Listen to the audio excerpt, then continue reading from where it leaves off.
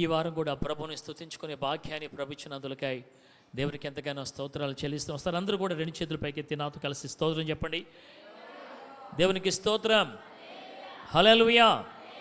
ఎందుకు దేవుని స్తుతించాలంటే ఏమండి, రెండు కారణాలు. ఒకటి ఏమిటి అని అంటే ప్రాముఖ్యమైనది, పాపము నుండి విమోచించబడి నీతికి దాసులైతిరి గనుక అందుకు దేవునికి స్తోత్రం. దేవునికి స్తోత్రం, దేవునికి స్తోత్రం ఎందుకు చెప్పాలి అంటే బైబిల్ చెప్పే సత్యం ఏంటంటే పాపము నుండి విమోచించబడి నీతికి దాసులైతిరి గనుక అందుకు దేవుని స్తోత్రం అని పౌలు రోమ సంఘానికి వ్రాస్తూ ఉంటాడు. ఇక రెండవది ఏంటంటే మనం ఈ క్షణం వరకు బ్రతికి ఉన్నందుకు మనం దేవునికి స్తుతులు చెల్లించాలి. దానికి ఆధారం ఏంటంటే భక్తుడు దావీదు అంటాడు 119వ కీర్తన 175వ వచనంలో, దేవా నన్ను బ్రతికించుము, నేను నిన్ను స్తుతించదని అంటాడు. కాబట్టి పిల్లరా, నేటి దిన వరకు బ్రతికి ఉన్నాం కనుక తప్పకుండా మనం దేవుని స్తుతించాలి. ఎవరు దేవుని స్తుతించారో తెలుసా? ఎవరు దేవుని స్తుతించారో తెలుసా? ఎవరికైనా తెలుసా వాక్యం? ఎవరికైనా జ్ఞాపకం ఉందా? మృతులను మౌన స్థితిలోనికి దిగిపోవారు యెహోవాను స్తుతింపరు. 119వ కీర్తనలో మనం చూస్తున్నాం. వాక్యం రెఫరెన్స్ కాల్ తర్వాత చెప్తాను. అయితే అక్కడ అంటాడు, మృతులను మౌన స్థితిలోనికి దిగిపోవారు యెహోవాను స్తుతించే. మనం ఎలా ఉన్నామండి? ఎలా ఉన్నాం? సజీవులుగా ఉన్నాం. అందుబట్టి మనం దేవునికి స్తోత్రాలు చెల్లించాలి. పాపం నుంచి విమోచించబడి ఏమండి నీతికి అంటే క్రీస్తుకు దాసులమైతిమి కనుక మనం దేవునికి స్తుతులు చెల్లించాలి. చాలా సంతోషం పిల్లరా. వాక్య భాగాలకు వెళ్దాం. నేను ఈరోజు హెబ్రీ పత్రికలో నుంచి మీతో వాక్యాన్ని పంచుకోవాలని ఆశపడతా ఉన్నాను. మత్తయి సువార్త మన గ్రంథ ధ్యానంలో ఉన్నాము, ఉపమానాలు ధ్యానిస్తూ ఉన్నాము. అయితే పరిశుద్ధాత్మ దేవుడు నాకు ఇచ్చినటువంటి ప్రేరేపణ ప్రోత్సాహాన్ని బట్టి ఈరోజు మీతో నేను హెబ్రీ పత్రికలో నుంచి 12వ అధ్యాయంలోకి వద్దాం. రండి, నాతో కలిసి రండి. హెబ్రీలకు రాసిన పత్రిక 12వ అధ్యాయము ప్రియులారా 15వ వచనాన్ని ఒకసారి అందరం కలిసి మనం చూద్దాం. చూడండి, మీలో ఎవడైనను దేవుని కృప పొందకుండా తప్పిపోవునేమో అని చేదైన వేరు ఏదైనను మొలిచి కలవరపరుచుట వలన అనేకులు అపవిత్రులై పోదురేమో అనియు 16 కూడా చదువుదాం. ఒక్క పూట కూటి కొరకు తన జ్యేష్ఠత్వపు హక్కును అమ్మివేసిన ఏషావు వంటి భ్రష్టుడైనను వ్యభిచారి అయినను ఉండునేమో అనియు జాగ్రత్తగా చూచుకొనుడి. దేవుడి పరిశుద్ధ వాక్యాన్ని మన వినికిలో దీవించి ఫలింపచేయును గాక. ఆమేన్. 15, 16 వచనాలు రెండు కలిసి ఉన్నాయి. అందువల్ల 16 వచనాన్ని కూడా మనం చదువుకోవడం జరిగింది. 15వ వచనం మనం చూసినట్లయితే, మీలో ఎవడైనను దేవుని కృపను పొందకుండా తప్పిపోవునేమో అనియు చేదైన వేరు ఏదైనా మొలిచి కలవరపరచుట వలన అనేకులు అపవిత్రులైపోదురేమో అనియు పౌలు భక్తుడు భయపడతా ఉన్నాడు. ఈరోజు ఈ వాక్యం మనం ధ్యానించబోతున్నాం. పౌలు బైబిల్ గ్రంథంలో చాలా పత్రికలు రాశాడు. ఆయన సంఘాలకు ఉత్తరాలు రాశాడు, సంఘాలను దర్శించాడు. తన మొదటి 2వ మిషనరీ ప్రయాణాల్లో ఆయన అనేక ఒడిదుడుకులు ఎదుర్కొని, అనేక కష్టాలు ఎదుర్కొని, సేవ పరిచర్యలో ఎంతో భారము కలిగి చెరలో ఉంచబడి నశించిపోతున్న ఆత్మలకు సువార్తను ప్రకటించి అటు వారందరినీ కూడా రక్షణలు నడిపించడం కొరకాయి తను పానార్పణంగా చేసినటువంటి గొప్ప దేవుని సేవకుడు పౌలు గారు. ఈ హెబ్రీ పత్రికను పౌలు రాశాడంటారు, కానీ ఈ గ్రంథాన్ని వ్రాసిన వారు ఎవరు తెలియదు ఇంతవరకు కూడా. అయితే ఉపోద్ఘాతంగా మాట్లాడుతున్నాను. పౌలు రాసిన పత్రికను మనం అంటుంటాం. సరే, ఏదేమైనప్పటికీ కూడా ఈ పత్రిక తప్పిపోతున్నటువంటి విశ్వాసులకు, నశించిపోతున్న మానవాళికి ఒక హెచ్చరికగా, వారిని ప్రోత్సహించి వారిని బలపరిచేదిగా చక్కగా పత్రిక ఉంచబడింది. ఇందులో యాషావు గురించి ఇక్కడ మనం చూసాం. అయితే యాషావు గురించి నేను మీతో మాట్లాడట్లేదు, ఆయన నేను ప్రక్కన ఉంచాను. చాలాసార్లు యాషావు గురించి మనం ధ్యానం చేశాం. యాషావు ఎవరు అని అంటే ఇస్సాకు యొక్క జ్యేష్ఠ కుమారుడు. దేవునికి స్తోత్రం. ఇస్సాకు యొక్క జ్యేష్ఠ కుమారుడు యాషావు. తనకున్న మరొక పేరు ఏం పేరు? యాషావుకున్న మరొక పేరు ఏదోము. ప్రైజ్ గాడ్, హల్లెలూయా. ఏదోము అనగా ఎర్రని అని అర్థం. ఏమండి, తన తమ్ముడు చేస్తున్న ఆ ఎర్రని పదార్థాలు కలిగినటువంటి ఆ చిక్కుడుకాయల కూర వంటకాన్ని చూసి అది ఆశించి తన యొక్క ఆకలిని తీర్చుకోని ఉద్దేశంతో తన జ్యేష్ఠత్వాన్ని అమ్మివేసినటువంటి భ్రష్టుడైన వ్యభిచారి అయినటువంటి యాషవు మరొకడు లేడు అని అక్కడ వాక్యం వ్రాయబడి ఉంది. అయితే యాషవు స్టోరీని నేను మీతో చెప్పను, కానీ ఈరోజు నేను మీతో మాట్లాడే విషయం ఏంటంటే, అంశం ఏంటంటే, మానవుని జీవితంలో చేదైనటువంటి వేరు. అంశం ఏంటి? మానవుని జీవితంలో దాన్ని ఇంకా దగ్గరగా తీసుకుంటాను. మన జీవితాలలో మనందరి జీవితాల్లో చేదైన వేరు ఏమిటి? అది ఈరోజు నా సందేశం.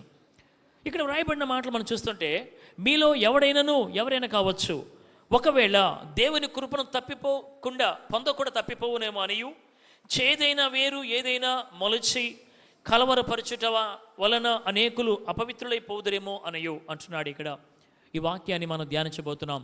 దానికి ముందుగా చిన్న ప్రార్థన చేసుకుందాం. ప్రేమ కలిగిన మా తండ్రి, ఘనమైన మా దేవానికి వందనాలు. ఈ దినమున మరల నీ కృపాస్థానాన్ని సమీపించటానికి, నీ పాదాల చెంతకు చేరి నీ పరిశుద్ధమైన లేఖన భాగాన్ని చదువుకోవడానికి, ధ్యానించుకోవడానికి, ప్రత్యేకంగా నీ నామాన్ని మహిమపరచడానికి ప్రభువా నీవిచ్చిన ధన్యతను బట్టి నీకు వందనాలు.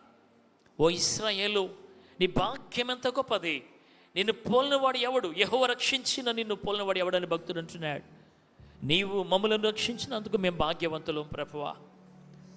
ఈ దినమున నీ ప్రజలతోనూ మాట్లాడు, చేరి వచ్చిన నీ ప్రజలతోనూ నాయనా నీవే మాట్లాడి వారికి ఉన్న అవసరతలు ఏమిటో, వారికి ఉన్న ఇబ్బందులు ఏమిటో, ఎటువంటి ఇరుకులు గుండా వాళ్ళు వెళుతూ ఉన్నారో నాయనా సమస్త నెరిగిన సర్వజ్ఞానివి నీవు కనుక వారితో మాట్లాడండి. అల్పుని నాతో కూడా నువ్వు మాట్లాడు. ఈ దినమున మమ్మల్ని బలపరిచి మీరు మహిమ పొందుమని యేసు క్రీస్తు ప్రభు పేరిట వేడుకుంటున్నాం పరమ తండ్రి. ఆమేన్, ఆమేన్. చాలా సంతోషం పిల్లరా. ప్రభు యేసు క్రీస్తు శుభనామమున మీ అందరికీ కూడా నా ప్రత్యేకమైన వందనాలు తెలియజేస్తూ ఉన్నాను. అందరూ బాగున్నారా? నోటితో చెప్పండి, అందరూ బాగున్నారా? మేమందరం బాగున్నామండి కదా. మీ ప్రక్క వారికి కూడా వందనాలు చెప్పి మరీ చెప్పండి. మీ ప్రక్క వారికి, అమ్మ బాగున్నారా? వారమంతా దేవుడు మనల్ని కాపాడారు. చంద్రంగుల్ గారికి నేను చెప్తాను, వందనాలు దేవుడి మీద దీవించును గాక. అయితే వారమంతా కూడా దేవుడు మనల్ని కాపాడినందులకై మనము కృతజ్ఞతగా దేవునికి స్తుతులు చెల్లించడమే కాకుండా మన తోటి వారిని కూడా మనము ప్రేమతో ఏమండి ఎక్కడ మాత్రమే పలకరిస్తాం? ఎక్కడ? సంఘములో మాత్రమే. ఎందుకంటే వారమంతా కూడా మనము ఆయా పనుల్లో ప్రయాణాలు ఉంటుంటాం. బహుశా కలవకపోవచ్చు తోటి వారిని. ఏమండి సేవకునిగా మరి నాకు తప్పదు కదా, అది నా బాధ్యత. తప్పదు కాదు, నా బాధ్యత. కాబట్టి బిడ్డలను కలిసి ప్రార్థించాల్సిన అవసరం నాకు ఉంది. వెళ్తూ ఉంటాను, ప్రార్థిస్తూ ఉంటాను. నేను కూడా కొన్ని గృహాలు దర్శించి ప్రార్థించిన ప్రభు కృప దయచేశాడు. ఎందుకంటే వెళ్ళి వారి కష్టసుఖాలు తెలుసుకుని వారి కొరకు ప్రార్థించాల్సిన అవసరత, బాధ్యత సేవకుని మీద ఉంది. అయితే పిల్లరా, మందిరంలో ప్రభు సన్నిధానంలో మనం కూడుకొని ఒకరినొకరు పలకరించుకోవడం, ప్రోత్సహించుకోవడం, ఆదరించుకోవడం, ప్రభులో ఆనందించడం ఇక్కడ మాత్రమే సాధ్యమవుతుంది. అందువల్ల నేను మిమ్మల్ని ఆ విధంగా కోరాను. సరే పిల్లరా, వాక్యంలోకి వెళ్దాం. వాక్యం మనం చూద్దాం. ఇక్కడ ఏమన్నాడు? మీలో ఎవడైనా ఒకవేళ దేవుని కృపను పొందకుండా తప్పిపోవునేమో. దేవుని కృప పొందకుండా తప్పిపోయే పరిస్థితులు ఉన్నాయట. నేను అంటాను పిల్లరా, దేవుని కృప ఎల్లవేళలా అన్ని వేళలా మనకు దొరుకుతూ ఉంది. దేవునికి స్తోత్రం, హల్లెలూయా. దేవుని కృప ఎప్పుడు కూడా మనకు దొరుకుతూనే ఉంది. అమ్మా వినండి దయచేసి. నేను సమయం తక్కువ ఉంది కాబట్టి చాలా ఫాస్ట్గా స్పీడ్గా మాట్లాడుతూ ఉన్నా. అర్థం కాకపోతే చేయతండి, రిపీట్ చేస్తాను, లేకపోతే నేను ముందుకు వెళ్ళిపోతాను. ఓకే? అయితే గమనించండి, దేవుని కృప ఎప్పుడు కూడా మనకు దొరుకుతూనే ఉంది. దేవునికి స్తోత్రం. అన్ని వేళలా ఎల్లవేళలా అది మనకు సమీపంగా మన దగ్గరగానే ఉంది, దొరుకుతూనే ఉంది. కానీ మనమే కొన్నిసార్లు ఏమండి ఆ కృపను పోగొట్టుకుంటాం. కృప అంటే కరెక్ట్ డెఫినేషన్ బైబిల్లో మనం చూస్తే చాలా ఉన్నాయి. అర్హత లేని వారికి అర్హతనిచ్చింది కృప, యోగ్యత లేని వారికి యోగ్యతనిచ్చింది కృప. కానీ నేను బైబిల్ కాలేజీకి వెళ్తున్న సమయాలు అక్కడ నేర్చుకున్నది ఏంటంటే, ఏమండి వారు చెప్పిన టీచర్స్ ఇచ్చినటువంటి డెఫినేషన్ ఏంటంటే నిర్హేతకముగా ప్రేమించుట. దేవునికి స్తోత్రం. ఏంటండి కృప అంటే ఏంటి? నిర్హేతకముగా ప్రేమించుట కృప. కృప ద్వారానే మనము రక్షణ పొందాము. దేవునికి స్తోత్రం. దేవుడు కృప గలవాడు అనేది విలాప వాక్యలో ఇర్మియా ఇస్తున్నటువంటి సందేశం. అయితే ఈ కృప అన్ని సమయాల్లో, అన్ని సందర్భాల్లో మనకు దగ్గరగా ఉందో దొరుకుతూనే ఉంది. కానీ ఈరోజు మానవుడు దాన్ని ఏం చేస్తున్నాడంటే దాన్ని పోగొట్టుకుంటున్నాడు, దాన్ని త్రోసి వేసుకుంటున్నాడు. ఎందువల్ల అలా జరుగుతుంది? ఏమండి, కొన్ని విషయాలు నేను రాసుకున్నాను, మీ ముందు చాలా ఆశపడుతున్నాను.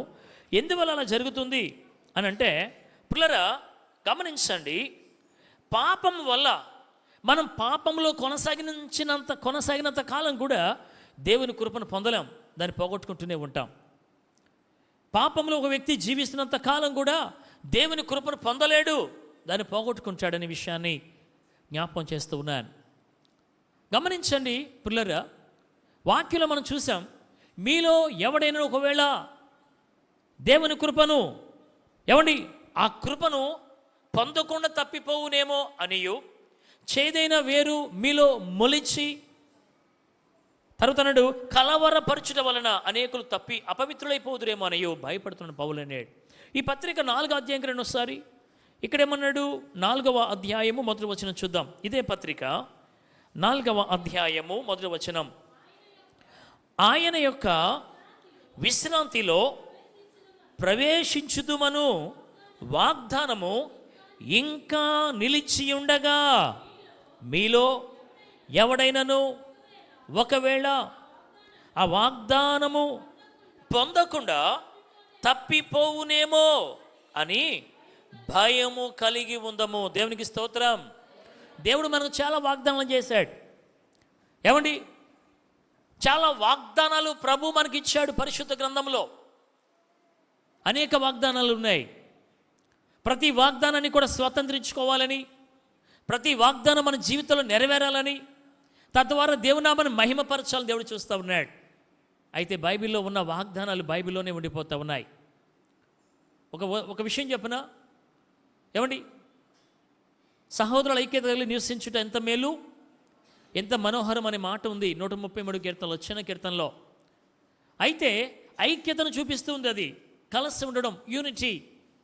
ఆ ఐక్యత అనేది, ఆ మాట అనేది ఎక్కడ అంటే బైబిల్లోనే ఉండిపోతుంది, కానీ సంఘాల్లో లేదు, కుటుంబాల్లో లేదు, సహోదరుల మధ్య లేదు, తోబుట్టుల మధ్య లేదు. ఎందుకంటే బైబిల్లో ఉన్న వాక్యాలు, వాగ్దానాలు బైబిల్లోనే ఉండిపోతున్నాయి. మన జీవితాలలో, మన కుటుంబాలలో, మన సంఘాలలో ఎంత మాత్రం నెరవేర్చబడడం లేదు. అందువల్లనే పిల్లరా మనం దీవించబడలేకపోతున్నాం అనే సత్యాన్ని మనం గమనించాలి. ఆలోచన చేద్దామా? ఇక్కడ వాగ్దానం ఉంది, నిత్య జీవం అనే వాగ్దానాన్ని దేవుడు చాలా వాగ్దానాలు ఇచ్చాడు. కానీ నిత్య జీవము అనుగ్రహించునను అనునదియే ఆయన తానే మనం చేసిన వాగ్దానం అంటాడు. యోహాను రాసిన మొదటి పత్రికలో వాగ్దానం చేశాడు, నిత్య జీవం నేను మీకు ఇస్తున్నాను అన్నాడు దేవుడు. కానీ ఆ వాగ్దానం పొందకుండా తప్పిపోయేవారుగా మనం ఉన్నామేమో భయపడి మనం భయం కలిగి ఉందామంటున్నాడు. ఇలా మనం చూస్తుంటే ఒకవేళ తప్పిపోదురేమో భయం. ఇక్కడ కృపను తప్పిపోకుండా, కృపను పొందకుండా తప్పిపోతూ, ఒకవేళ చేదైన వేరు మీలో మొలిచి కలవరపెడుతుందేమో అని భయపడుతున్న సంఘ సేవకుడు మాట్లాడుతున్నాడు. ఏమండి, ఆలోచన చేద్దాం. కృప ఎప్పుడు అందుబాటులోనే ఉంది పిల్లలు మనకి, కానీ మనమే దాన్ని పొందకుండా పోతున్నామంటే ఏదో కారణం ఉంది. ఏంటంటే పాపం. పాపం పాపం అంటే సాధారణంగా అంటాం, ఏదో నేను పెద్ద పెద్ద పాపాలు చేయలేదండి, చిన్న చిన్న పాపాలు చేశాను, అది పాపం కానే కాదు అని అంటావా? నువ్వు చిన్నది చేసినా పెద్ద చేసినా పాపం పాపమే. బైబిల్లో ఉన్నాయి. పాపం అంటే ఏంటంటే ఆజ్ఞాతిక్రమమే పాపం. మొట్టమొదటి మనం చూస్తూ ఉన్నాం, అక్కడ వాళ్ళు చేసింది అదే కదా. ఏదైతే తినొద్దని చెప్పాడో దేవుడు, ఏదైతే చేయొద్దని చెప్పాడో, తినకూడదని చెప్తే దాన్ని వాళ్ళు చేశారు. ఆజ్ఞను అతిక్రమించడం పాపంగా పరిగణించబడింది. వాళ్ళు పాపం చేశారు. ఏమండి, మూర్ఖుని యోచన పాపం. మూర్ఖుడు ఎంతసేపు కూడా మూర్ఖంగా ఆలోచిస్తూ ఉంటాడు, మూర్ఖత్వంగా ఆలోచిస్తాడు, మూర్ఖంగానే వెళ్ళిపోతూ ఉంటాడు. ఎంతమంది చెప్పినప్పుడు అర్థం కాదు. అందుకే అన్నాడు జ్ఞాని అయిన సొలొమోను, మూర్ఖుని యోచన పాపం, విశ్వాస మూలము కానిదేదో పాపం అన్నాడు. విశ్వాస సంబంధం కాంది, విశ్వాస మూలం కానిది పాపం. తర్వాత చెప్పాడు 4వది సకల దుర్నీతియు పాపం. సకల దుర్నీతియు పాపం. గమనించండి, పాపము అనేది ఏం చేస్తుందంటే దేవుని కృపను పొందకుండా అది మనల్ని చేస్తూ ఉంది అనే విషయం జ్ఞాపం చేసుకోవాలి. ఒకటి, ఆ పాపాన్ని చేదైన వేరుతో పోల్చాడు. బిటర్ రూట్ అంటాడు ఇంగ్లీష్లో. చేదైన వేరు. ఈ చేదైన వేరు ఏం చేస్తుంది తెలుసా మీకు? ఏం చేస్తుంది? చెట్టునంతా పాడు చేస్తుంది కదా. ఒక చిన్న చేదైన వేరు అది ఉందనుకోండి, ఆ చెట్టు అంతా కూడా పాడైపోతుంది. నీలో ఉన్న చిన్నది కానీ పెద్దది కానీ ఆ పాపం ఏదైనా కూడా నీ జీవితాన్ని కలుషితం చేస్తుందని నువ్వు జ్ఞాపం చేసుకోవాలి. పవిత్రంగా జీవించాలని, పరిశుద్ధుడిగా బ్రతకాలని ప్రయత్నం చేస్తూ ఉంటాము. కానీ ఏ చిన్న అపరాధం, పాపం, దోషం మనలో ఉన్నా అదేం చేస్తుందంటే ఆ చేదైన వేరు చెట్టునంతా కూడా నాశనం చేసినట్లు ఆ పాపం అనేది నీ జీవితాన్ని కలుషితం చేస్తుంది. అది గమనించాలి. చూడడానికి చాలా చక్కగా ఏపుగా పెరుగుతాయి కాయలు, బీరకాయలు చూడడానికి చాలా బాగుంటుంటాయి. కానీ మనం కూర వండి తెలుస్తుంది అది చేదైంది అని చెప్పేసి. ఏమండి, అసలు తినలేం, అంత చేదు. ఈ చేదైనటువంటి వేరు ఒకవేళ మీలో మొలిచి మిమ్ములను, మీ ఆత్మీయ జీవితాన్ని కలవరపరిచిందేమో అని భయపడుతున్నాడు పౌలు. అక్కడ మనం ఎప్పుడు కూడా జాగ్రత్తగా విశ్వాసులుగా మనం గమనించాల్సింది ఏంటంటే, నేను ఎలా ఉన్నాను, నా మాటలు, నా ప్రవర్తన, నా జీవితం, దేవునితో నా ప్రయాణం, నా సహవాసం ఎలా ఉంది అని ఎప్పుడు జ్ఞాపం చేసుకోవాలండి. ఎప్పుడు కూడా తాను నిలుచున్నాను తలంచుకున్న ప్రతివాడు పడిపోకుండా జాగ్రత్తగా చూచుకునవలెను అన్నాడు దేవుడు ఇదే పత్రికలో. కాబట్టి ఎప్పటికప్పుడు మనల్ని మనం చాలా జాగ్రత్తగా స్వపరీక్ష చేసుకుంటూ, ఇతరులను పరీక్షించడం కాదండోయ్, ఇతరులకు తీర్పు తీర్చడం కాదు, కానీ మనకు మనం తీర్పు తీర్చుకుంటూ మనల్ని మనం పరీక్షించుకోవడం, దాన్ని స్వపరీక్ష అంటాడు. చేసుకుంటూ ఉంటుంటే నేను చెప్తున్నాను, ఎంత మాత్రం కూడా మనం తీర్పులోనికి రాము అనే సత్యాన్ని జ్ఞాపం చేస్తున్నాను. మీలో ఎవడును దేవుని కృపను పొందకుండా తప్పిపోవుననియు, చేదైన వేరు మీలో మొలిచి కలవరపరచునేమోననియో భయపడుతున్నాడు అక్కడ సేవకుడు. ఇక్కడ రెండు విషయాలు చెప్తాను, రెండు విషయాలు చెప్పి నా సందేశం ముగించేస్తాను. మొట్టమొదటిది ఏంటంటే పాపం గురించి, రెండవది దుఃఖం గురించి. చేదైన విషయాలు చాలా ఉన్నాయి బైబిల్ గ్రంథంలో. చేదు షడ్రుచుల్లో అదొకటి. హల్లెలూయా. షడ్రుచులు ఉన్నాయి కదా, 8 రుచులు ఉన్నాయి కదా, వాటిలో చేదు కూడా ఒకటే. తినగా తినగా చెప్పండి, వేము ఎలా ఉంటుంది? అందుకే మన హైందవ సహోదరులు చూడండి, వాళ్ళు ఏం చేస్తారు ఉగాది టైంలో, ఏం చేస్తారు? మనం ఈ ఫంక్షన్స్లో, ప్రత్యేక కార్యక్రమాల్లో నాన్ వెజ్ని ఎంత ఇష్టంగా మనం ఆరగిస్తామో, హైందవులు కూడా ఉగాది సమయాల్లో ముఖ్యంగా ఏం చేస్తారంటే వారు ఏం చేస్తారు, ఆ పచ్చడి, ఆ పికిల్ ఏంటది, వాళ్ళు దాన్ని తీసుకుంటారు. సరే, నా విషయం అది కాదు, కానీ ఎగ్జాంపుల్ చెప్పాను. ఇక్కడ ఒక విషయం జ్ఞాపం చేస్తున్నాను, చేదైనటువంటి అనుభవాలు. ముందే చెప్పాను, యాషవ్ ఏం చేశాడంటే దాన్ని కంపేర్ చేసి పోల్చి యాషవ్తో మాట్లాడాడు దేవుడు. నువ్వు ఇలా తప్పిపోయావు, ఒక్క పూట కూటి కొరకు జ్యేష్ఠత్వ హక్కును అమ్మి వేసుకున్నావు, నువ్వు ఒక భ్రష్టుడివి, నువ్వు ఒక వ్యభిచారివి. అలాంటి వ్యక్తులు నేటి సమాజాల్లో, సంఘాల్లో ఉన్నారు. కేవలం పూట కూటి కొరకు, ఒక పూట పని కొరకు, శ్రేష్టమైనటువంటి దైవాశీర్వాదాలని, దేవుని సన్నిధానాన్ని ఎంతోమంది కోల్పోతూ ఉన్నారు నేటి దినాల్లో కూడా. పిల్లరా, మనం అలా ఉండకూడదు. ఇది పరిశుద్ధమైంది, విశ్రాంతి దినం. దేవుడు దీన్ని ప్రతిష్ఠించి పరిశుద్ధపరిచాడు. ఆయనతో నువ్వు ఉండాలి, నీతో ఆయన ఉండాలి, కలిసి సహవాసం చేయాలని చెప్పేసి.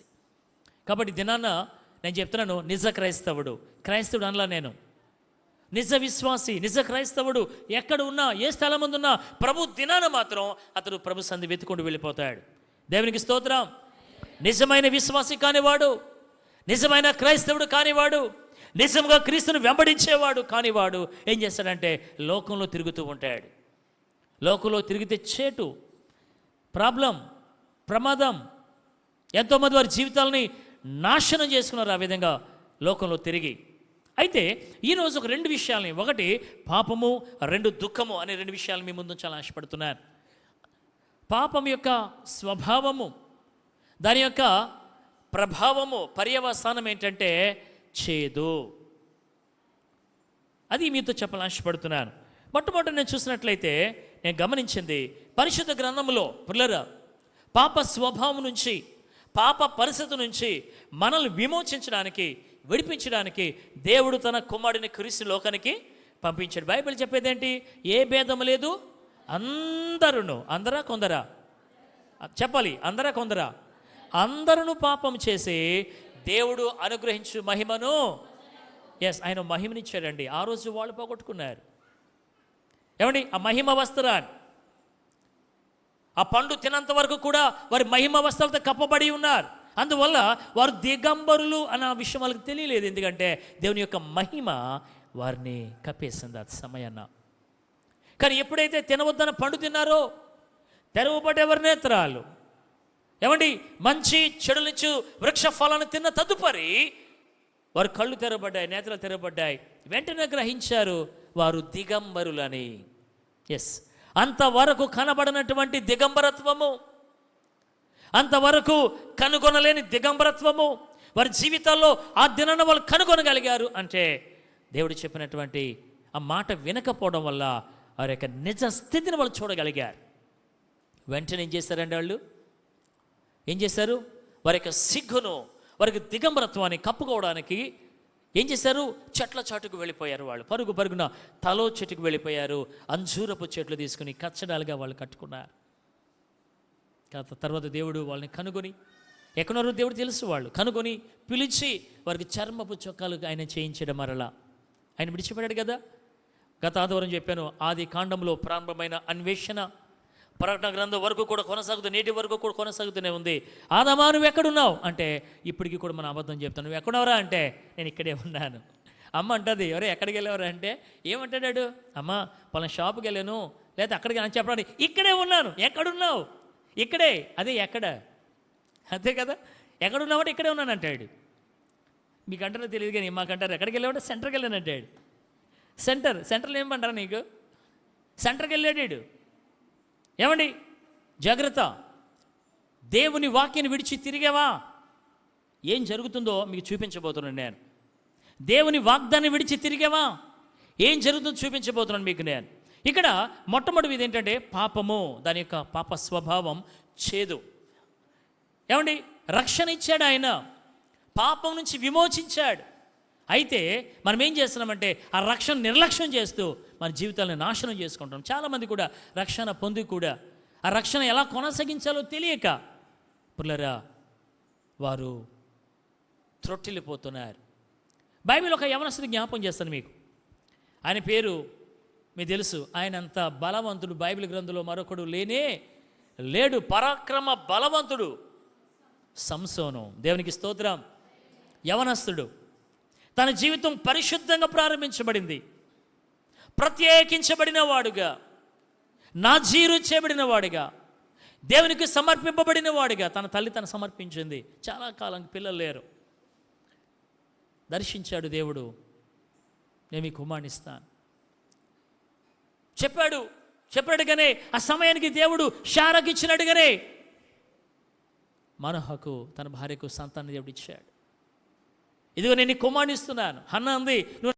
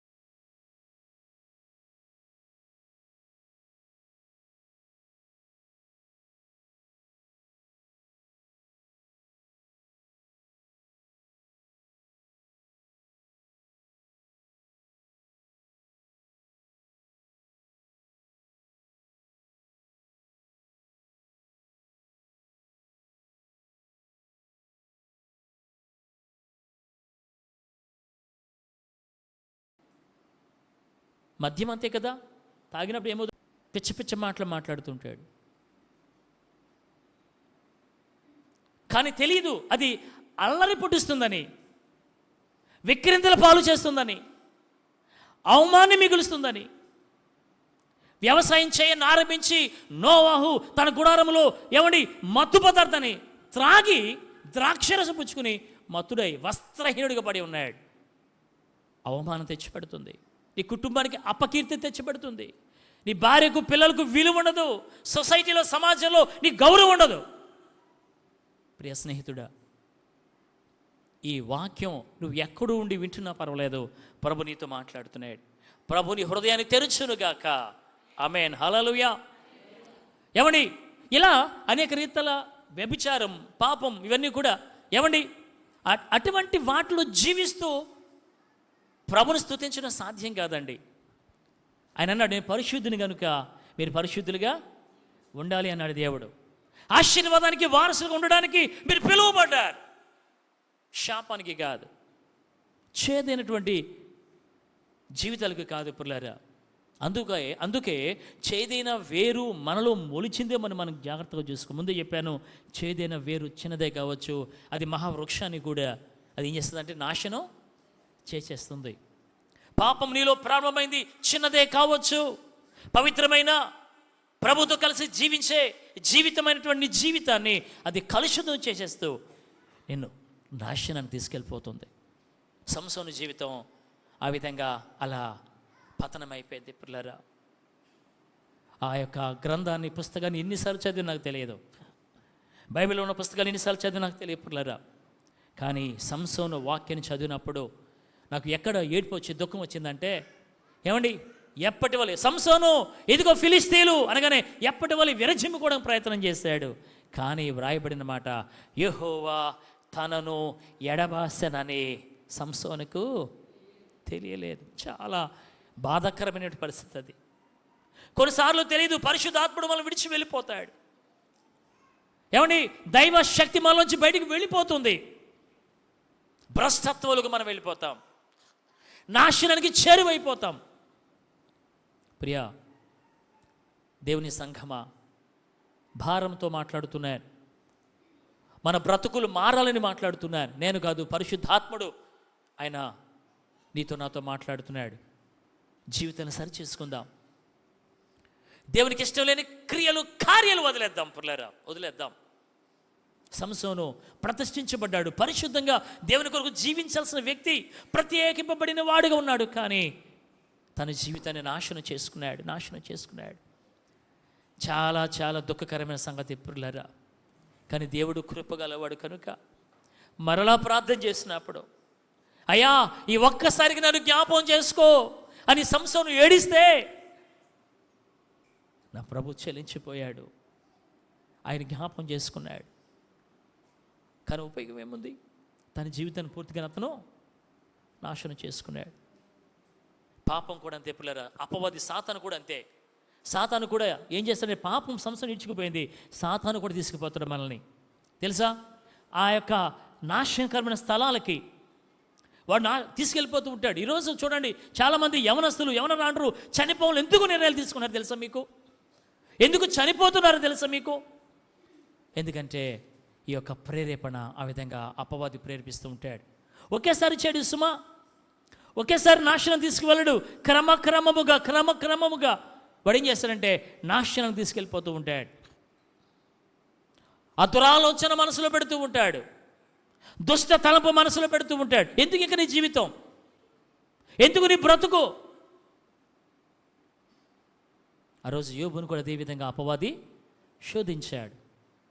కానీ వాక్యం కలిగిన వాడు, ప్రార్థన కలిగిన వాడు, ప్రభుతో సహవాసం కలిగిన వాడు కనుక, అపవాదిని జయించే శక్తిని కలిగిన వాడు కనుక యోబు ఆ శోధనలో పడలేదు. కానీ మన పరిస్థితులు ఏంటంటే, చిన్న శోధన రాగానే మనం ఏం చేస్తాం తెలుసా? ఆ శోధన వల్ల దురాశ అనేది ఏర్పరచబడి మనం పాపంలోకి ఈడవబడుతూ ఉన్నాం. నెమ్మదిగా అపవాది ఏం చేస్తాడంటే నాశనం తీసుకెళ్ళిపోతాడు. యవనస్తులు చాలామంది ఈ విధంగా ఈ రోజుల్లో వారి జీవితాలని ఏమండి దేవునికి సమర్పించుకొని ప్రభు కొరకు జీవించాల్సిన ఆ పరిశుద్ధ జీవితాలని వారు ఏం చేస్తున్నారంటే అపవిత్రపరుచుకుంటూ, వారి దేహాన్ని అపవిత్రపరుచుకుంటూ, దేవుని కొరకు ఏమండి సాక్షులుగా బ్రతకలిసినటువంటి యవన జనాంగం నేడు అపవాదికి బందీలైపోయి వారి జీవితాల్ని అర్ధాంతరంగా ముగించేసుకుంటున్నారు. ఇది ఒకసారి జరిగింది కాదు పిల్లరా, క్రమక్రమముగా అపవాది వారిని నాశనం నడిపిస్తున్నాడు. సంసోను తన జీవితాన్ని అలాగే నాశనం చేసుకున్నాడు. ఒకటి, పాపం తన యొక్క ప్రభావం, పాపం యొక్క స్వభావం చేదు అని చెప్పడానికే ఈ విషయాన్ని మీ ముందు ఉంచాను. ఇంకా రెండవది చెప్తాను. రెండవది ఏంటంటే దుఃఖం. బైబిల్లో 2 రకాల దుఃఖాలు ఉన్నాయి.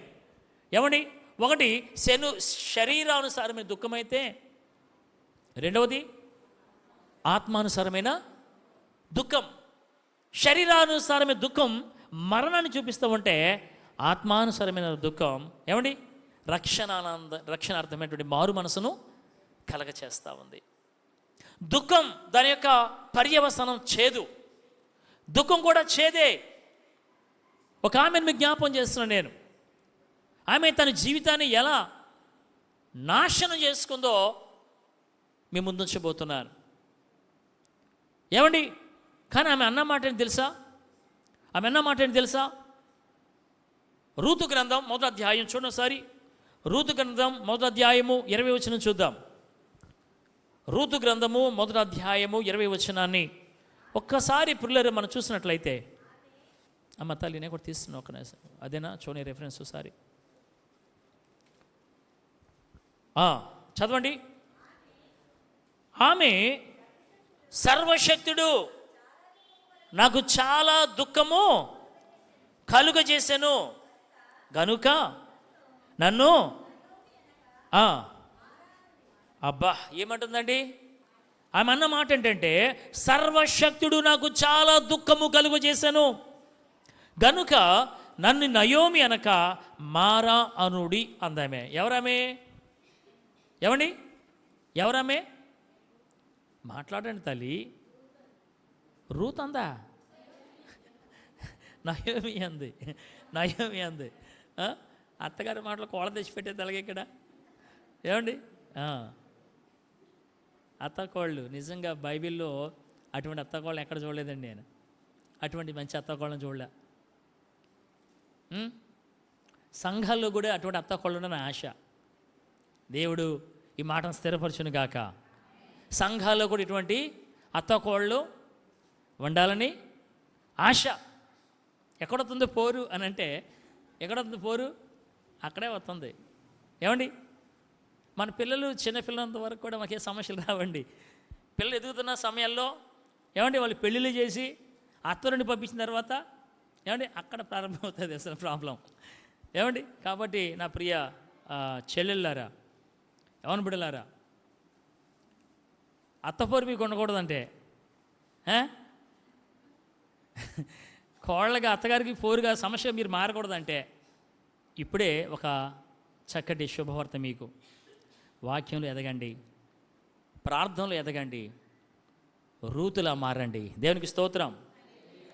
రూతులా మారండి. రూతుల వైధవ్యం తెచ్చుకొని నేను చెప్పను కానీ పిల్లరా, ఆమె దేవుని చిత్తం. అలా అయినా దేవుడు బోయజ్ని ఇచ్చాడు. ఆమేన్, హల్లెలూయా. మహలోను కిలియోను పోయినా, ఏమండి రూతు వారప భర్తలను కోల్పోయినా, రూతు జీవితంలో అద్భుతమైన ఆశీర్వాదాన్ని బోయజు రూపంలో దేవుడు తెచ్చిపెట్టాడు. దేవునికి స్తోత్రం. అయితే వారు ఎంత ప్రేమ కలిగిన వాళ్ళు అంటే అత్తకోడళ్ళు, ఏమండి చాలా ప్రేమ కలిగిన వాళ్ళు. అటువంటి ప్రేమ కలిగిన అత్తకోళ్ళు ఈ లోకంలో సంఘాల్లో నేటి దినాల్లో ప్రభు కావాల్సి ఉంది. దేవునికి స్తోత్రం కలుగును గాక. హల్లెలూయా. ఏమండి ప్రేమ సమస్త దోషాలని కప్పుతుంది. తప్పు నీదైనా అవతల వారిదైనా ప్రేమ కలిగి ఉన్నప్పుడు తప్పకుండా సమస్య నుంచి మనం విడుదల పొందుకుంటాం.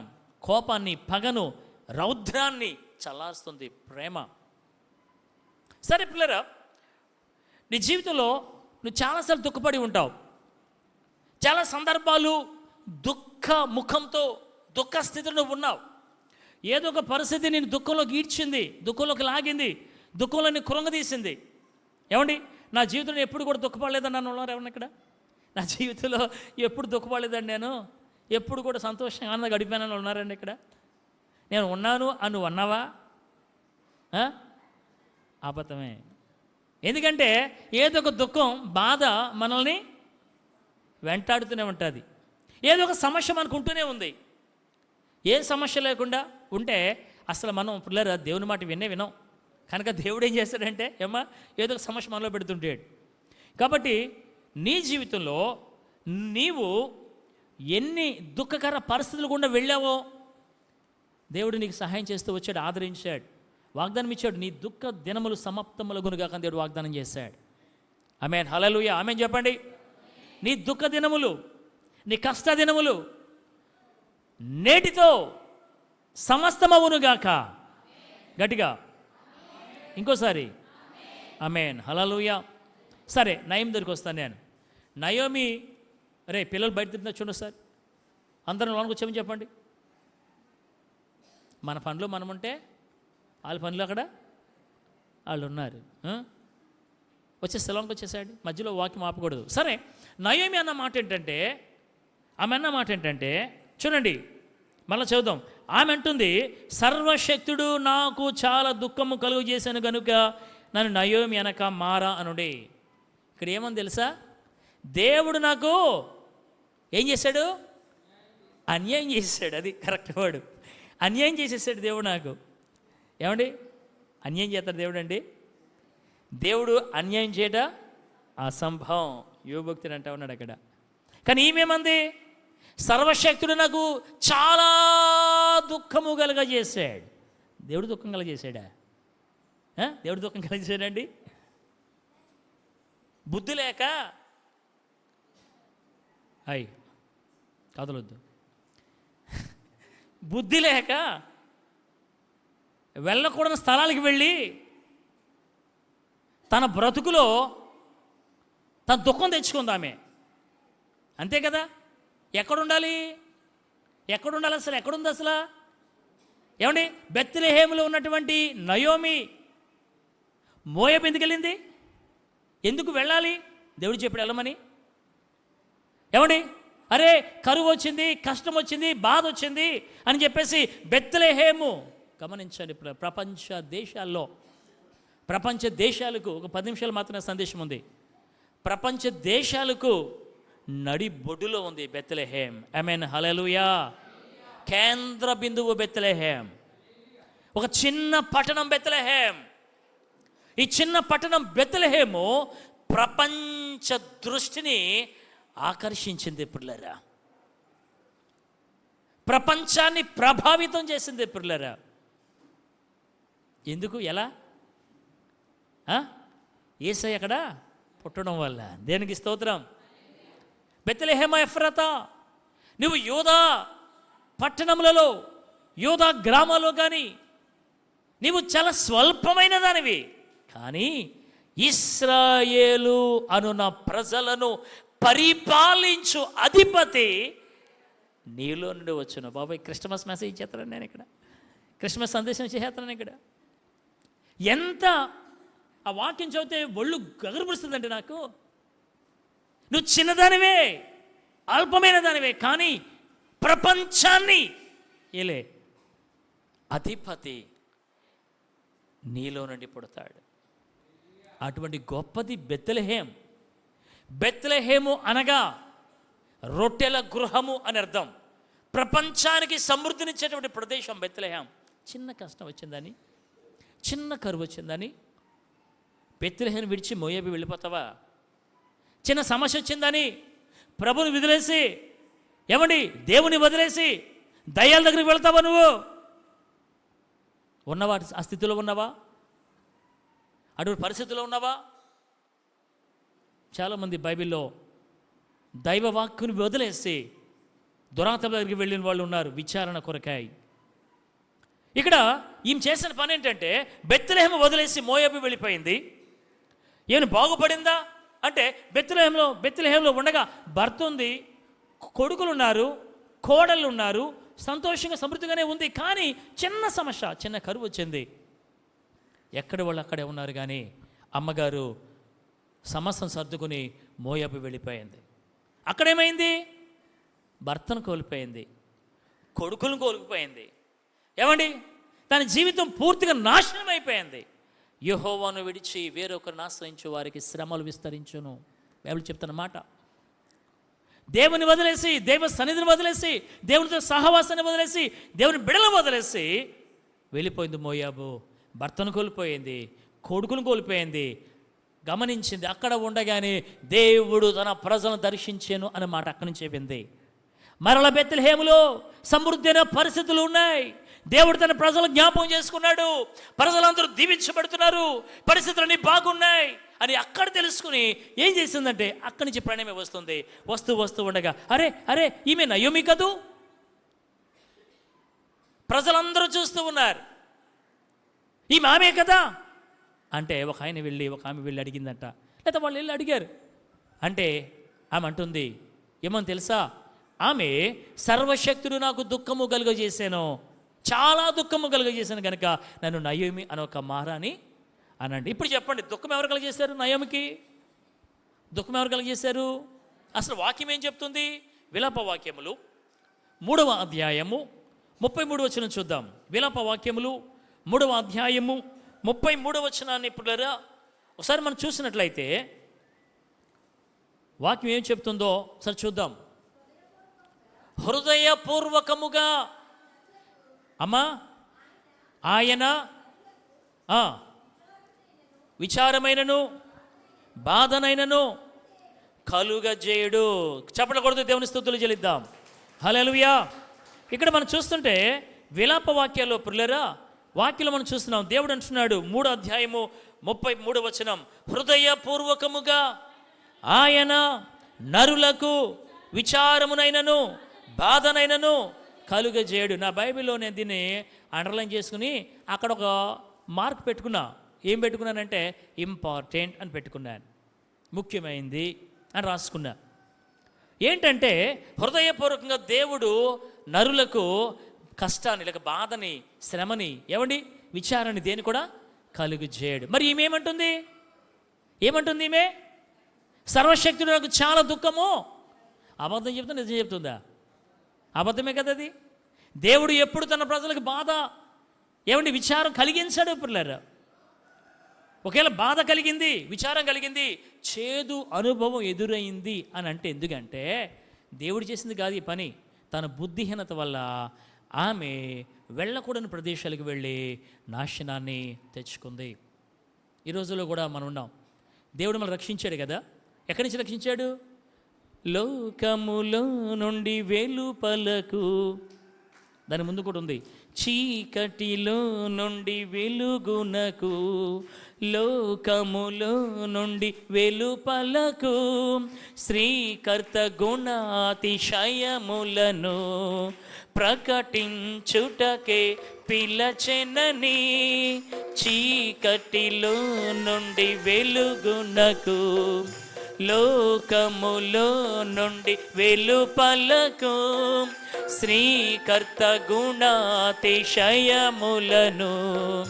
ప్రకటించుటకే పిలచెనని, గుర్తించుచుంటివా క్రియలను గంటివా, గుర్తించుచుంటివా క్రియలను గంటివా, సజీవముగా నున్నావా, సజీవముగా నున్నావా, ఓ సంగమా సర్వంగమా, పరలోక రాజ్యపు ప్రతిబింబమా, మెస్సయ్యను ఎదుర్కొనగా నీతినలంకరించి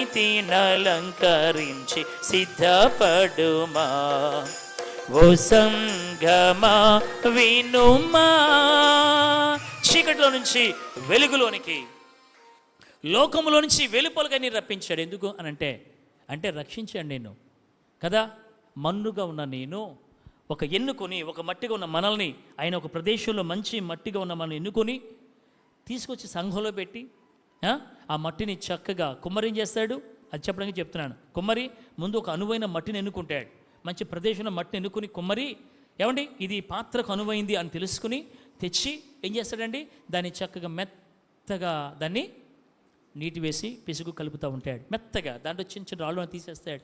మెత్తటి మృదువైనటువంటి మంచి మట్టిగా తీసి దాన్ని మలిచి చేసుకుని మెత్తటి చక్క మట్టిగా శుద్ధగా చేసి ఏం చేస్తాడంటే అప్పుడు తెస్తాడు సారిపైకి. ఆ శుద్ధ పట్టుకొస్తాడు సారిపైకి, తెచ్చి ఆ సారిపై పెడతాడు. ఇలాగా పాపంలో ఉన్న నిన్ను రక్షించి సంఘంలో పెట్టిన దేవుడు ఎందుకంటే పరిశుద్ధమైన జీవితం జీవించాలని, ప్రభు కొరకు బ్రతకాలని. మరి మరలా ఏం చేస్తున్నావు? బుద్ధిహీనత వల్ల మళ్ళా లోకులకు వెళ్ళిపోతున్నావు. బెత్లెహేమును విడిచి మోయాబు పోయింది, నష్టాన్ని తెచ్చుకుంది. సర్వశక్తుడు నాకు చాలా దుఃఖం కలగజేసని చెప్పేసి దేవునిని నిందిస్తూ ఉంది. ఈరోజు చాలామంది అదే చేసే పని. నీ స్వయంకృత అపరాధం వల్ల పాపములు పడిపోయి, శోధనలో పడిపోయి, కష్టాలు తెచ్చుకుని దేవుని నిందించడం ఎంతవరకు సబబది? అసలు వాళ్ళ ప్రమేయమేమీ ఉండదు. వాక్యం మాత్రం రెండంచెలకు కట్కట్గం, అది ఎప్పుడైనా సరే ఎవరైనా సరే కోస్తూనే ఉంటుంది. జాగ్రత్త. దేవుడు వాక్యం ద్వారా మాట్లాడుతున్నప్పుడు వాక్యంలో ఇది మంచిది, ఇది చెడ్డదని కాదు, కానీ ప్రతిదీ మంచిదే. ఒకవేళ చెడ్డది ఉందా నీ బ్రతుకులో ఉంది, దాన్ని మార్చుకోవాలి. అది వాక్యానికి ఎత్తి చూపిస్తుంది. ఈ పాపంలో ఉన్నావు, ఇది వదిలేసాయి, విడిచిపెట్టేసాయి అని దేవుడు వాక్యం ద్వారా మాట్లాడుతున్నాడు. దానికి నువ్వు స్పందించకుండా, లోబడకుండా, ఆ వాక్యాన్ని నువ్వు అర్థం చేసుకోకుండా అపార్థం చేసుకున్నావు అనుకో, ఏమవుతుంది తెలుసా? అది నీకు కష్టంగా అనిపిస్తుంది. ఆ రోజు వాళ్ళు కూడా అంతే, పొడవబడ్డారు, మేమేం చేయాలి అని అడిగారు. అలా అడగకుండా మమ్మల్ని అంటావా అని పేతురు నన్నుంటే 3,000 మంది ఆ రోజు సంఘంలోకి వచ్చేవారు. కానీ కాదు. ఇక్కడ గమనించండి, దేవుడు పరిశుద్ధపరిచి అందుకొరకే తన రక్తాన్ని కొరకు చిందించి రక్షణ ఇచ్చి విలువైన పాత్రగా నేను పెట్టి సంఘంలో ఉంచితే మా లోకలకు వెళ్తావు? నువ్వు లోకలకు వెళ్తావా? ఈ మధ్య ఏమండి అదే జరిగింది యవనస్తుల జీవితంలో. అరే దేవుని రక్షించాడు, పరిశుద్ధుడిని, ప్రభుని పరిశుద్ధపరిచాడు, ఈ జీవితం దేవుని కోసం బ్రతకాలి అన్నది మానేసి లోకంలో జరిగే వాటికి పరుగులు పెట్టి ఆ కంపులో రుచిలో పడి వారి సాక్ష్యాన్ని కోల్పోతూ ఈరోజు యవనస్తులు చాలామంది అలా బ్రతుకుతున్నారు. వాళ్ళు నేను పిలిచి అడిగింది లేదు, వారితో మాట్లాడింది లేదు, వెంటనే నా మీద వాళ్ళు కత్తికట్టారు. ఆమేన్, హల్లెలూయా. అది నాకు ఆశీర్వాదమే. The foundations are destroyed. What can you rest? Jesus. పునాదులు పాడైపోతే నీతిమంతులు ఏం చేస్తారు? నీతిమంతులు దేవుని బిడ్డలో నువ్వు నేను ఏం చేయగలం? పాడైపోతూ ఉంటే అర్థం చేసుకునే జ్ఞానం లేక, అపవిత్రమైన స్థలాలకు వెళ్ళకూడదు అన్నటువంటి ఆలోచన లేక, ఏమండి ఈరోజు అలా జీవించి తిరిగి వారి ఆత్మీయ జీవితాలు పాడు చేసుకుంటున్నారు చాలామంది. నాకు తెలిసిన వాళ్ళే కాదు, చాలామంది లోకలు అలాగే ఉన్నారు. ఈరోజు వాళ్ళందరి కోసమే దేవుడు ఈరోజు ఈ వాక్యం ఇస్తున్నాడు. మధురమైన తన జీవితాన్ని, శ్రేష్టమైనటువంటి తన జీవితాన్ని అక్కడికి వెళ్ళింది, నాశనం తెచ్చుకుంది. పైగా అంటుంది, సర్వశక్తి నాకు చాలా దుఃఖం కలగజేసి, దుఃఖం కలిగించుకుందే ఆమె దుఃఖం తెచ్చుకుంది, చేదు తను తెచ్చుకుంది, చేడు తను తెచ్చుకుంది, సమస్య తను తెచ్చుకుంది, కష్టం తను తెచ్చుకుంది. కానీ దేవుని నిందిస్తుంది. బైబిల్ ఏం చెప్తుంది? హృదయపూర్వకంగా దేవుడు నరులకు విచారములైన దుఃఖములను కలుగా చేయడు. ఈరోజు మనం కూడా ఎక్కడెక్కడో తిరుగుతూ ఉంటాం. ఏమండి దేవుని సన్నిధి, ప్రభు దినం ఆదివారం దేవుని సన్నిధికి వెళ్ళాలి అన్న ఆలోచన మనకు ఉండదు. ఏమండి మంచిది కాదు పిల్లరా, అది ఆశీర్వాదం కాదు. నువ్వు ఎంత ప్రయత్నం చేయి, ఎంత కష్టపడు, దైవ ఆశీర్వాదం లేకపోతే, నేను చెప్తున్నాను, ఆయన ఇచ్చే ఆశీర్వాదం లేకపోతే నువ్వు ఎంత ప్రయాసపడినా, ఎంత కష్టపడినా అది వ్యర్థమే. అది గమనించాలి. ఈ మధ్యాహ్న సమయంలో దేవుడు మాట్లాడుతున్నాడు, మీలో దేవుని కృపను పొందకుండా ఒకవేళ ఎవడైనా తప్పిపోవునేమో అనయో, చేదైన వేరు మొలిచి కలవరపరచునేమో అనయో భయపడుతున్నాను పౌలు అని చెప్పాడు. ఈ చేదైన వేరు చిన్నదే కావచ్చు, చెట్టంతా నాశనం చేస్తుంది. పాపం చిన్నదే కావచ్చు, నీ జీవితాన్ని అంతా అపవిత్రపరుస్తుంది, కలుషితం చేస్తుంది. అక్కడ పాపంలో పడిపోయి తిమ్నాతు నుంచి గాజా నుండి షోరేకులోకి వచ్చి అక్కడ తనంతట తాను పాపంలో పడి సమస్యను నాశనం తెచ్చుకున్నాడు. తన జీవితం పరిశుద్ధంగా ప్రతిష్టపడిందిగా ప్రారంభించబడింది, కానీ చివరికి ముగింపు ఎలా ఉందంటే శోకంతో, వేదనతో, చేదినటువంటి పరిస్థితులు కూడా తన జీవితాన్ని ముగించాడు. 2 దుఃఖం, ఇది చేదుకు సాదృశ్యం. మధురమైన తన జీవితాన్ని, శ్రేష్టమైన తన జీవితాన్ని నాశనం చేసుకుంది. బెత్లెహేమును విడిచి మోయాబు వెళ్ళి నయోమి వస్తూ తన అన్ని సర్వం కోల్పోయి అంటుంది, సర్వశక్తుడు నాకు చాలా దుఃఖం కలగజేశాడు. నో, దేవుడు అలా చేయడు. ఒకవేళ జరిగిందా నష్టం, సరిచూచుకో, ఎక్కడ జరిగింది ఈ పరిస్థితి అనేది చూసుకోవాలంతే. అలా మనం చూసుకుంటూ జాగ్రత్తగా సరి చేసుకుంటే తప్పకుండా పిల్లరా దేవుని యొక్క కృప కనికరాన్ని పొందుకుంటాం. కుటుంబాలుగా దేవుని సందుకు వచ్చి ప్రభుని ఆరాధించుకుంటే గొప్ప దైవ దీవెనలు మీ కుటుంబాల్లో ఉంటాయి. దేవుడు దీవిస్తాడు, ఆశీర్వదిస్తాడు. కానీ ఈరోజు యవనస్తులు ఎంత భయంకర పరిస్థితులు, నిజంగా వాళ్ళని చూస్తే నాకు ఏడుపు వస్తూ ఉంటుంది, బాధ వస్తూ ఉంటుంది. ఎలా చెప్పాలో అర్థం కాని పరిస్థితులు అయిపోతూ ఉన్నాయి. ఎందుకంటే వాళ్ళు కోరి నాశనం తెచ్చుకుంటున్నారు. పాస్టర్ గారు, మేము యవనస్తుల గురించి చేసే ప్రార్థన, ముఖ్యంగా సంఘబిడ్డల గురించి చేసే ప్రార్థన, ఈ ప్రయత్నంలో ఏమంటే తిరిగి అని మీదకొచ్చిన పరులా నేనంటాను, మన జీవితాలు మారకుండా, మన బ్రతుకులు మారకుండా, మనం పాడే పాటలు ప్రభుకొద్దు, మన ప్రసంగాలు ప్రభుకొద్దు, మన పరిచర్య ప్రభుకొద్దు, మన బ్రతుకులు మారాలి. అలా మారినాడే దేవుడు ఆశీర్వదకరంగా మనల్ని ఉంచుతాడు. యవనస్తుల్ని నడిపిద్దాం, దేవునిలో బలపరుద్దాం, దేవుని రాజ్య వ్యాప్తి కొరకు వారు ప్రయాసపడేలాగా వారిని సిద్ధపరుద్దాం. మన సంఘం అలా ఉండాలని, ఆ విధంగా దీవించబడాలని నా యొక్క ఆశ.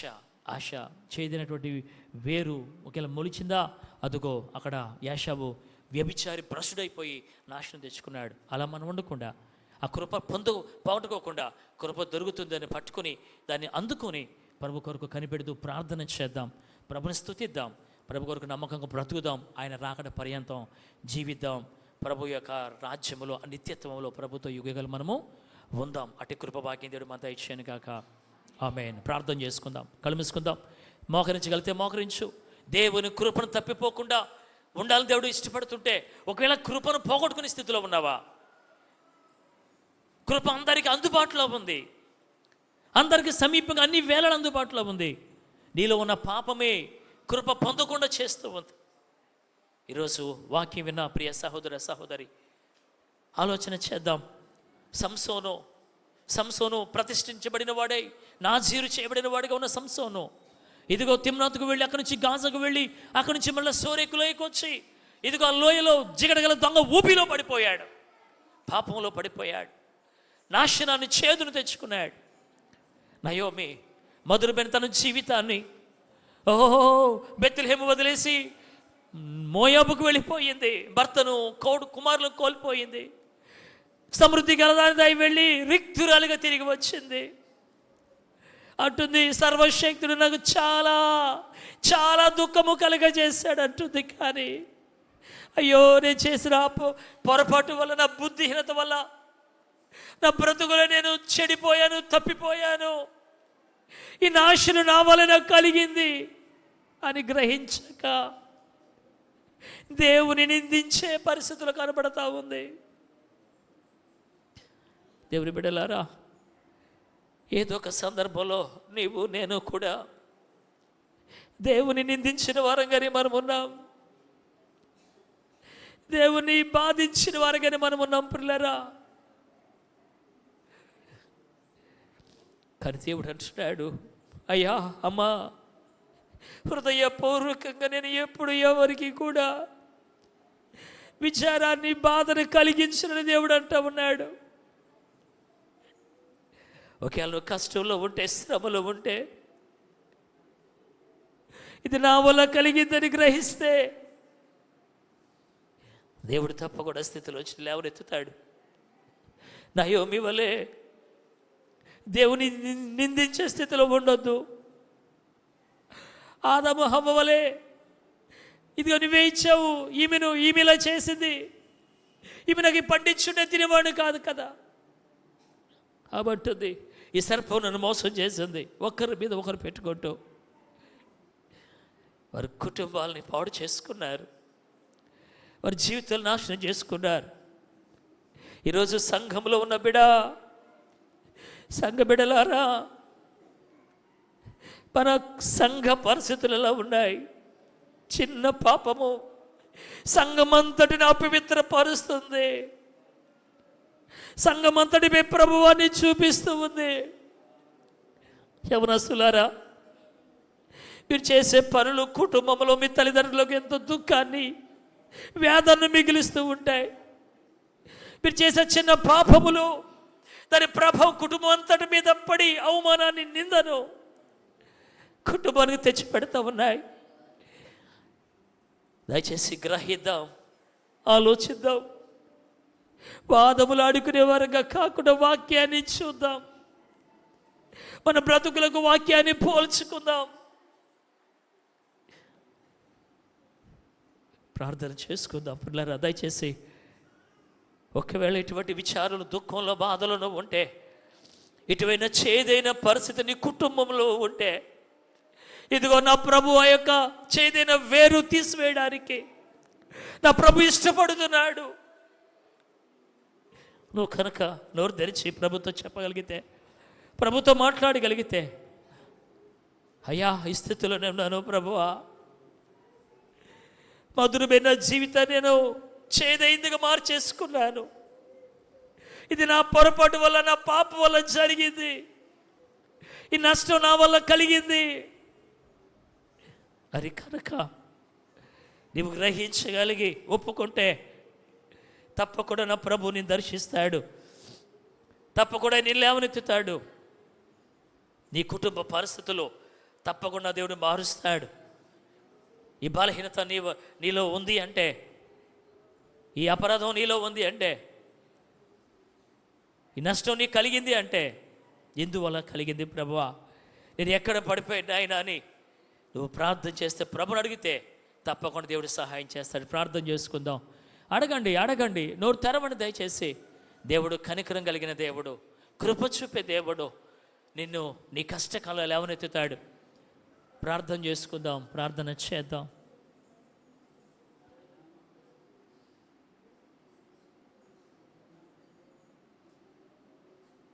స్తోత్రము నాయన, వందనాలు. నయోమి వలె మా జీవితాన్ని మేము చేతులారా నాశనం చేసుకున్నామేమో. నయోమి వలె ఆశీర్వాదాన్ని దూరం చేసుకుని శాపాన్ని తెచ్చుకున్నామేమో ప్రభువా. సంసోను వలె పరిశుద్ధమైన జీవితాన్ని పాపములో పడి అపవిత్రపరుచుకుని నాశనం తెచ్చుకున్నామేమో. చేదైన వేరు మాలో మొలిచిందేమో, మా జీవితాన్ని కలవరపరుస్తుందేమో అని పరిశీలన చేసుకుందాం. కష్టకాలం, దుఃఖ సమయం నన్ను వేధించగా, ప్రాణహితులే నన్ను విడచి వెలిగా నన్ను చూడగా. ప్రార్థన చేసుకుందాం. కష్టకాలం, దుఃఖ సమయం నిన్ను వేధిస్తూ ఉందా? నీ అన్నవారిని విడిచి నేను ఒంటరిని చేసి వెలిగా నేను చూస్తామన్నారా? ప్రభు తోడుగా ఉన్నాడు. ప్రభు సహాయం చేస్తాడు. ప్రార్థన చేసుకుందాం, ప్రార్థన చేద్దాం. నాయనా కొంచెం కాలము కష్టం కలిగినా, శ్రమ పడినా నువ్వు మమ్మల్ని స్థిరపరిచి బలపరిచి దేవుడు అనే విషయం మర్చిపోతున్నాం ప్రభువా. సంసోను వలె, నయోమి వలె చేతులారా మా జీవితాలు మేము నాశనం చేసుకోకుండా ప్రభువా, మా జీవితాన్ని సమర్పించుకొని పశ్చాత్తాపంతో తిరిగి ఎద్దకు వస్తే మమ్మల్ని నువ్వు కనికరించి కృప చూపేవాడు అని గ్రహించి ఈ సన్నిధిలో మా బ్రతుకు దిద్దుకునే కృప దయచేయండి ఆయన అని ప్రార్థన చేసుకుందాం. ప్రేమ కలిగిన మా తండ్రి, ఘనమైన మా దేవా, నీ ఘనమైన శ్రేష్టమైన నామాన్ని బట్టి నీకు వందనములు, స్తుతులు, స్తోత్రాలు చెల్లిస్తున్నాం నాయన. ఈ దినమున నీ వాక్యం ద్వారా నువ్వు మాతో మాట్లాడినందుకు వందనాలు. ఎన్నో మార్లు మా జీవితాల మీద తప్పిపోతున్నాం ప్రభువా. ఎన్నో మార్లు మేము త్రొట్టిల్లపోతూ ఉన్నాము నాయన. అయినను మమ్మల్ని ప్రేమించిన దేవుడివి కనుక మమ్మలను ఆదరిస్తూ చేరదీస్తున్నందుకు నీకు వందనాలు, స్తోత్రాలు. సంసోను తన జీవితాన్ని పాడు చేసుకున్నాడు ప్రభువా. నయోమి తన జీవితం అంతటి కూడా నాశనం చేతులారు చేసుకుంది. మేము కూడా నాయన తండ్రి ఈ వాక్యానికి లోబడక మా జీవితాలు ఇష్టానుసరిగా జీవించడం వల్ల మేము నష్టాన్ని కష్టాన్ని తెచ్చుకున్నాం ప్రభువా. దుఃఖం శోకం మా జీవితాలు మిగులుతుంది నాయన. ఆదరించండి, దర్శించండి, బలపరచండి ప్రభువా. ఏ స్థితిలో మేము పడిపోయామో ఆ స్థితిలోంచి మమ్మల్ని లేవనెత్తండి నాయన. నా తండ్రి, నా దేవ, ఇదిగో నీ బిడ్డలందరినీ దర్శించు. వారికి ఉన్న దుఃఖం, కష్టం, బాధ, శ్రమ, శోధనన్నిటిని తొలగించి సమాధాన స్థితిని వాళ్ళు మీరు పెట్టండి నాయన. సమాధానంతో వారు తిరిగి వెళ్ళటానికి కృపను దయచేయండి. ఏ విషయంలో వారు పడిపోతూ త్రొట్టిల్లిపోతున్నారో అది గ్రహించుకొని ఆ స్థితి నుంచి లేచి మారు మనసు పొంది మొదటి ప్రేమను కలిగి ఉండడానికి కృపను దయచేయండి నాయన.